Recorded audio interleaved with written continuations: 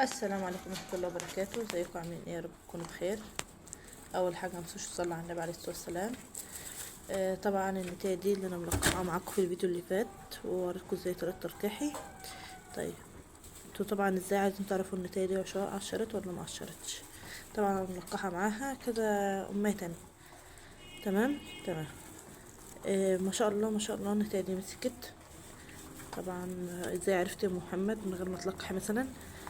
النومة بتاعتها هي اللي تدل على كده. طب ازاي؟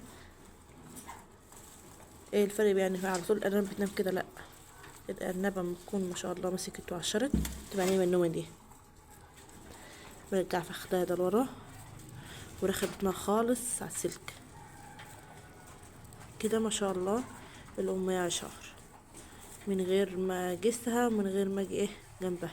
بس انا برضو هجسها قدامكم واعرفوا ازاي انا بجس الارنب. ما شاء الله كده اهي. طيب وفي طريقه تانية كمان، إيه على الميزان. حطها على الميزان ممكن تكون زايدة عن وزنها قبل ما ألقحها. طبعا ممكن حد يقول طب ماشي، هي ممكن تكون أكلت ووزنها زاد. طيب مش تمام. دي برضو أنا بقول دي نقطة من معرفة إن هي عشار، بس هي يعني أما تكون ملقحة على وزنها الطبيعي، مثلا لما يكون عندك الأمية دي مثلا 3 كيلو، أو مثلا 3 كيلو 100 ولقحتها، بعدها فترة لقيتها ما شاء الله بدأت تزيد 100 جرام 200 جرام، خلاص ما شاء الله يبقى الأمية دي عشار. برضو في أمهات تانية تيجي برضو تيجي تحطها على الميزان ما تكون خفت او اتغيرت، يعني في كده وفي كده. طيب دي ما شاء الله اهي. دي طريقة النوم اللي هي خلاص الأمية دي عشار. انا عندي ارنب تانية ماهيش عشار، ممكن اوريكم هي بتنام ازاي.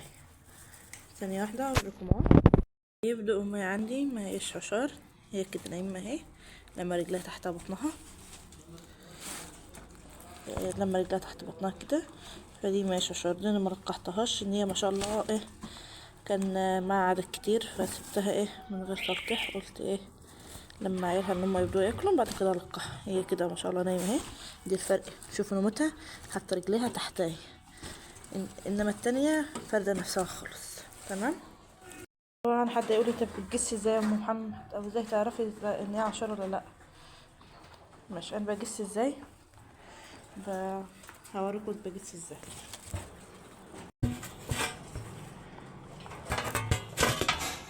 باخد بس التليفون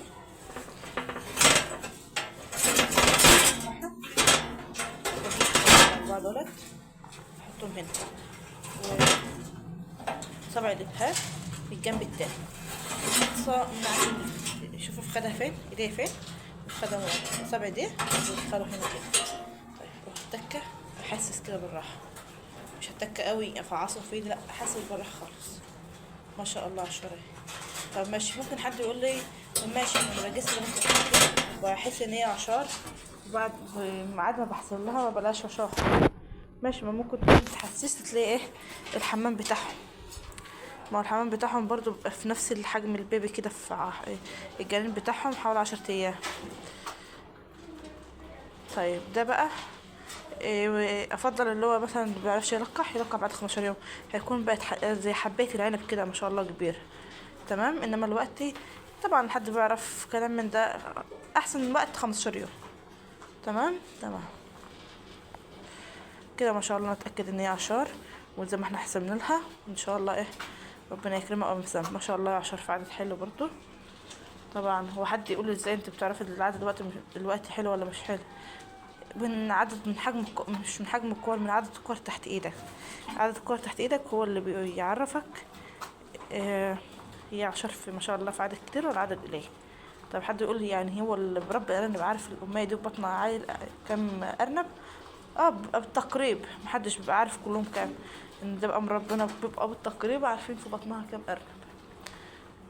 تمام. اشوفكم في فيديو جديد، مع السلامه.